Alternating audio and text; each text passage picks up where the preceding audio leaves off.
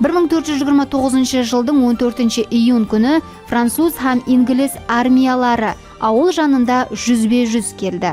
Жанна французларға былай деп уәде берді. Бүгін Карл әзірге шекемгі сауашлардың ішіндегі ең үлкен жеңісін қолға кіргізеді. Инглиз армиясы жеңіліске ұшырады, һәм олардың жеңіп болмайды деген абырайы міне осы сауашта жұмақланды.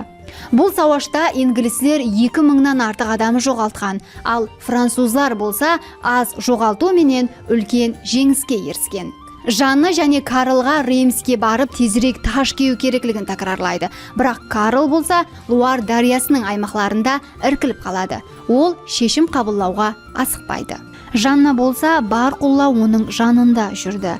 Оны қорқынышты жеңуге итермеледі. Бұндан тысқары Карл шынында да біраз өзіне сенбейтін болған.